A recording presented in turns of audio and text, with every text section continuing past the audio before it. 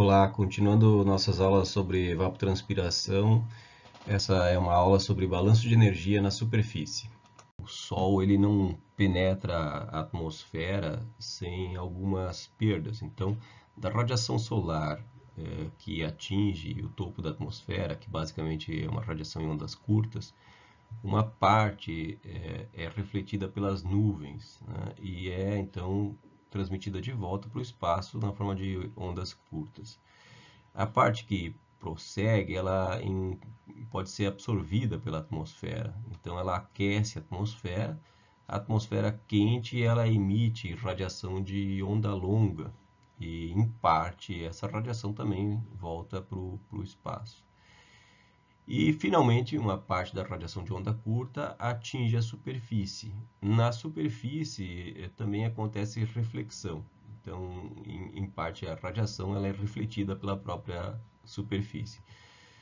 O restante é absorvido pela superfície e parte da energia que é absorvida pela superfície pode ser emitida de volta para a atmosfera e para o espaço na forma de radiação de ondas longas.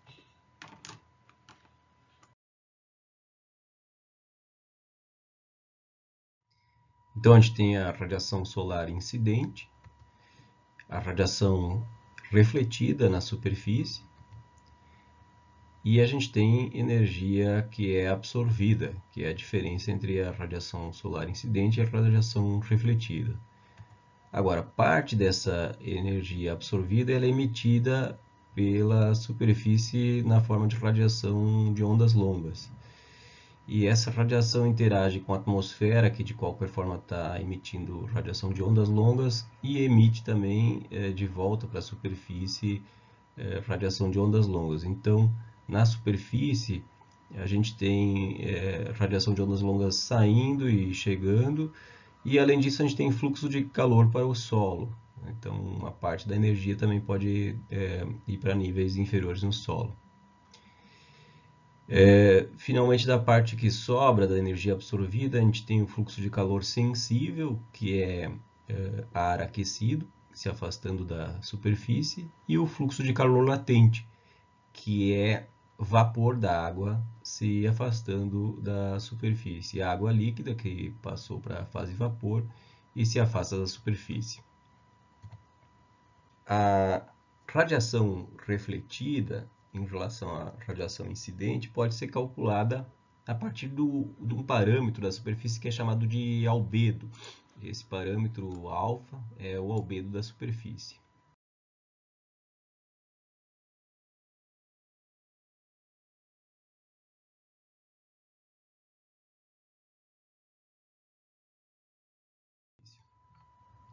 O albedo varia entre valores mais baixos para a água, então tipicamente para água profunda, o albedo é menor do que 10%, tem valores aqui de 0,04, 0,08, e no outro extremo tem a neve pode ter um albedo até de 90%. A vegetação ela tem albedo que varia na faixa de 0,12, 0,15 a 0,20, 0,30 eventualmente, dependendo do tipo de vegetação e se tem um bom suprimento de água ou se ela está muito seca. Então, tipicamente, florestas têm um albedo menor do que vegetações mais baixas, como pastagens, grama, etc., que podem ter valores de albedo maiores. O albedo aqui da floresta nessa foto em torno de 0,12, 0,13 e ao lado uma pastagem com albedo 0,24, 0,243. Significa que da energia incidente, uma parcela maior é absorvida na floresta do que na pastagem, que reflete mais energia. E no outro extremo a gente tem a neve, né, com o maior albedo possível.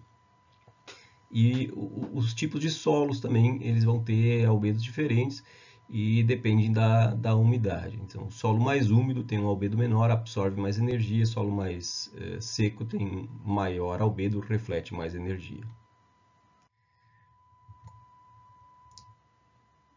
Entre a radiação de onda longa emitida pela superfície e a radiação de onda longa recebida pela superfície, a radiação que chega a partir da atmosfera, a gente tem, na verdade, um fluxo de radiação líquida, que em geral é maior a radiação emitida pela superfície do que a radiação recebida pela superfície. Esse fluxo líquido ele pode ser calculado a partir da temperatura do ar, se a gente considerar que a temperatura da superfície é próxima da temperatura do ar. E de alguns fatores aqui, que é um fator de emissividade, a constante de Stefan Boltzmann, e um fator aqui relacionado à cobertura de nuvens. Então, a radiação líquida de ondas longas que deixa a superfície depende da temperatura média do ar a 2 metros do solo e do fator de correção, da emissividade à superfície e da constante de Stefan Boltzmann. Mais adiante a gente vai ver como se calculam esses termos. No livro de hidrologia, no livro texto, está a explicação de cálculo de como se obtém cada um desses termos para estimar esse fluxo líquido de radiação de onda longa. Então, retomando, a gente tem a radiação incidente na superfície, a radiação refletida. A diferença entre a incidente e a refletida é a radiação absorvida. Essa energia não fica armazenada, ela, na verdade, boa parte ela é emitida como radiação de ondas longas. A diferença entre a radiação de ondas curtas, que é absorvida, e a radiação de ondas longas, que é emitida, se chama radiação líquida, é o termo RL nessa equação. E para fechar o balanço, a gente tem ainda o fluxo de calor para o solo, o fluxo de calor sensível e o fluxo de calor latente. O balanço inclui um termo de armazenamento de energia que em geral é pequeno, então desprezando o armazenamento a gente teria essa igualdade, ou seja, a radiação líquida absorvida e que não é emitida, ela se traduz então em fluxo de calor para o solo, em fluxo de calor sensível, ou seja, ar quente, e fluxo de calor latente, que é o ponto que a gente está interessado na evapotranspiração. O fluxo de calor sensível é o fluxo de ar quente, ar que se aquece na superfície, em contato com a superfície. Esse ar ele resfria a superfície e o ar quente se afasta da superfície, então ele é um transporte de energia, que é esse chamado fluxo de calor sensível. Isso pode acontecer por convecção livre, então simplesmente o ar aquecido vai se afastando, porque se torna mais leve, e vai se afastando da superfície. E também pode acontecer por convecção forçada, em que o vento ele induz uma turbulência. Essa turbulência faz com que parcelas de ar mais quentes se afastem da superfície por oscilações de velocidade, que estão associados com o gradiente de velocidade. Quanto maior o gradiente de velocidade, maior é a turbulência nessa região da camada limite da. Então, o fluxo de calor sensível está associado com o gradiente de velocidade na região próxima da superfície. Esse gradiente de velocidade ele induz a turbulência. A turbulência, a gente tem oscilações de velocidade, a gente tem vórtices onde as parcelas de ar quente se afastam da superfície e parcelas de ar mais frio vêm da superfície para níveis mais baixos. Essa troca, então, é o fluxo de calor sensível. Da mesma forma, o fluxo de calor latente, ele envolve água líquida que evapora. Esse vapor, primeiramente, ele fica em uma região próxima da superfície, mas através da turbulência na atmosfera, ele é levado para níveis mais altos da atmosfera. Então, ele se afasta com uma intensidade que depende da intensidade dessa turbulência.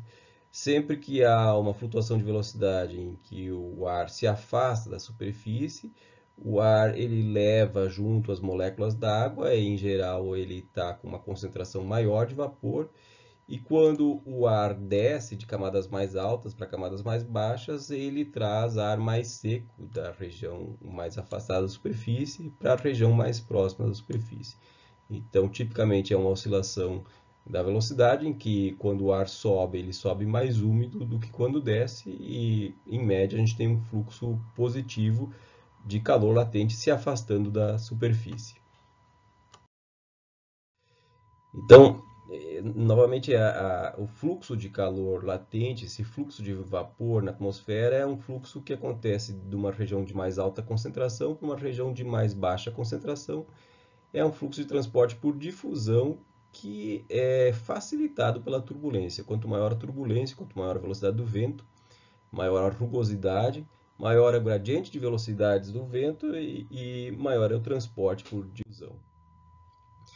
É interessante a gente avaliar os valores ao longo de um dia dos fluxos de energia numa superfície. A gente tem aqui um gráfico para um cultivo de cana-de-açúcar na região de São Paulo ao longo de um dia, né? A gente tem a radiação líquida crescendo, no momento que o Sol nasce, até o meio-dia aproximadamente, a gente tem um máximo de radiação líquida. A gente tem o fluxo de calor latente e o fluxo de calor sensível. O fluxo de calor latente, ele acompanha o fluxo de energia líquida e o fluxo de calor sensível também. Nesse caso, é uma região com uma disponibilidade de água razoável, então boa parte do fluxo de energia se transformou em fluxo de calor latente, uma pequena parte em fluxo de calor sensível. A relação entre o fluxo de calor latente e o fluxo de calor sensível depende da disponibilidade da água. Se eu tenho um terreno muito seco, então praticamente toda a energia, toda a radiação líquida vai se transformar em fluxo de calor sensível. E o fluxo de calor para o solo, ele é positivo, ou seja, da superfície para dentro do solo durante o dia, e ele é negativo durante a noite, significando que há um fluxo de energia de camadas mais profundas do solo para a superfície no período noturno. Agora, a gente pode observar aqui que o fluxo de calor para o solo ele é pequeno comparado com os outros termos da equação. A gente tem aqui um máximo em torno de 20 watts por metro quadrado, ao passo que aqui os outros fluxos estão na ordem de 200, 600, 100 watts por metro quadrado. Então, em alguns casos, especialmente numa escala temporal diária, o fluxo de calor para o solo às vezes é desprezado. Em termos médios globais, é interessante também analisar os valores desse balanço de energia na superfície. A gente tem a radiação solar em termos médios globais, o valor dela relativo aqui é 100%.